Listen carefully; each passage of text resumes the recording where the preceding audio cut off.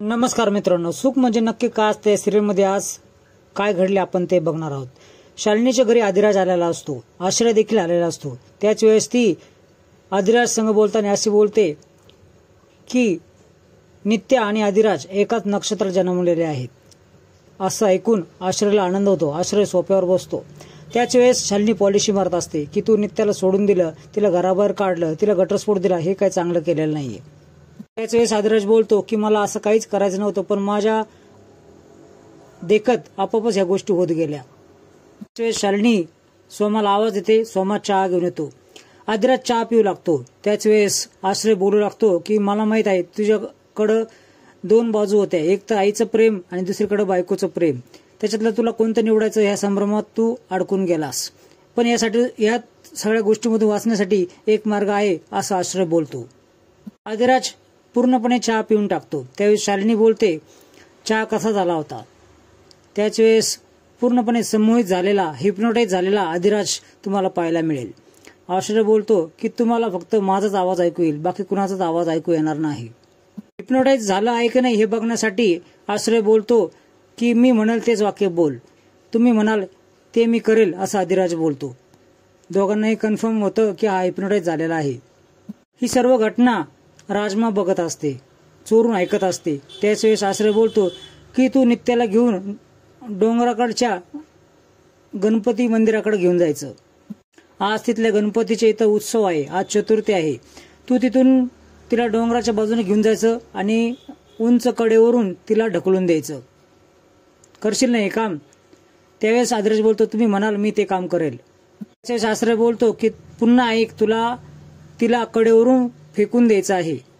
नंतर आदिराज तिथून उठून जातो आणि त्याच्या पाठोपाठ लगेच सोमा जातो। सोमा पाळतीवर असतो। राजमा चोरून सगळं ऐकत असते आणि काय घडणार आहे याची थोडीशी कल्पना तिला लागते आणि काहीतरी अघटित घडणार आहे असं विचार करू लागते। मला नित्याला त्यांना सावध करावं लागेल असं बोलते। इकडे शालिनी आश्रयशी बोलत असते की तुमच्या औषधामुळे खूप चांगलं काम होत आहे आणि पुन्हा एकदा गौरी मारणार। बोलतो की जास्त घाई करायची काहीच गरज नाही। इकडे नित्या देवीची प्रार्थना करत असते आणि माझा जर मृत्यू लिहिला असेल तर तो मृत्यू कुणाच्या हाताने होणार आहे हे मला सांग।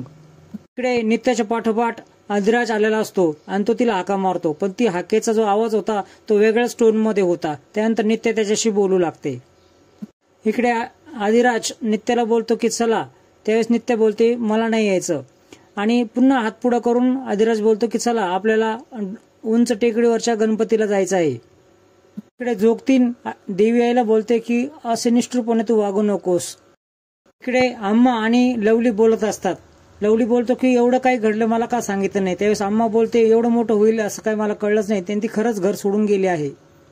त्याच वेळेस दरवाजा वाजतो आणि पाहत होतो काय दारामध्ये राजमा आलेले असते।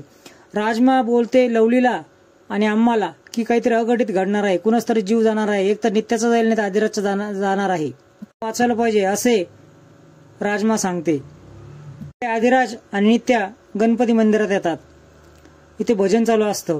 आदिराज घंटा न वाजवता देवाचं दर्शन घ्यायला जातो। हे थोडं विचित्र वाटतं नित्याला। त्यानंतर नित्या घंटा वाजवते। दोघेही गणपतीच्या मूर्तीला दर्शन घेतात, नमस्कार करतात। त्याच वेळेस आश्रयचे वाक्य हे आदिराजच्या डोक्यात भिनत असतात। त्याच वेळेस तो चला असं बोलतो।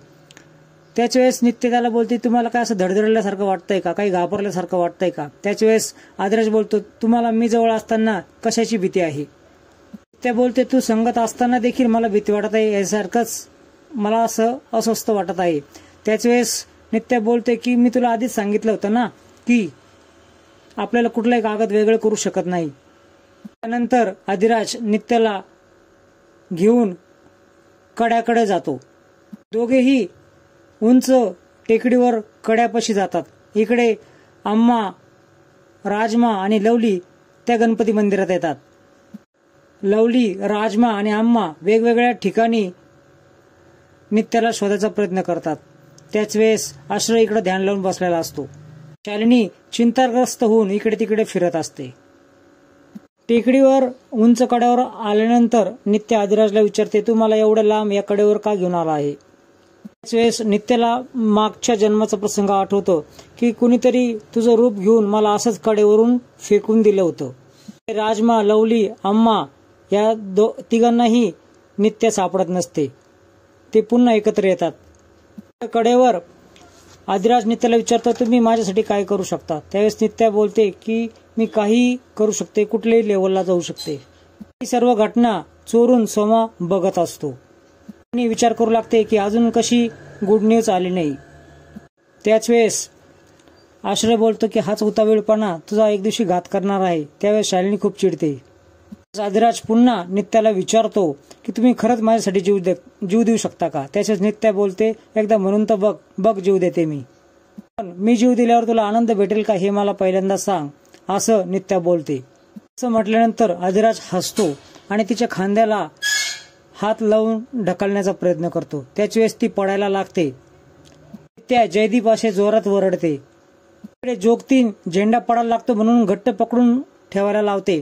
आणि त्याच वेळेस आदिराजला मागच्या जन्मीचा प्रसंग आठवतो.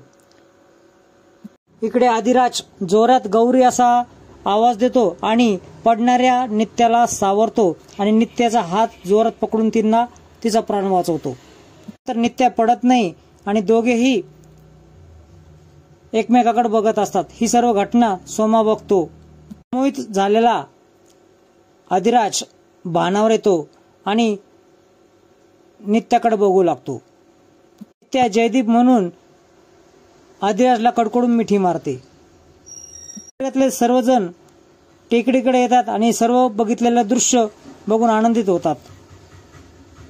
मित्रांनो, इथून पुढच्या भागामध्ये तुम्ही बघणार आहात नित्या मुंबईला चाललेले असते. त्याच वेळेस आदिराज गाडी अडवतो आणि नित्या मॅडम गाडीच्या बाहेर येते. आदिराज तू इथं का आला आहे असं विचारते. आदिराज गुडघ्यावर बसतो आणि तिची माफी मागतो की नित्या मॅडम तुम्ही जाऊ नका, मी तुमची माफी मागतो असं बोलतो. तुम्हाला परत घरी घेऊन जायला आलो आहे असं बोलतो. तर दोघेही घरी येतात. पण घरी आल्यावर दारातच शालिनी भेटते. शालिनी खूप आश्चर्यचकित होते की दोघेही एकमेकाचा हात पकडून दारामध्ये आले आहेत. विमलला देखील आश्चर्य होतं. पाहुणीचा चेहरा पाहण्यासारखा असतो. असेच नवनवीन अपडेट्स मिळवण्यासाठी या चॅनलला सगळ्यात पहिले तुम्ही सबस्क्राईब करा, बेल आयकॉन दाबा. व्हिडिओ पाहिल्याबद्दल धन्यवाद.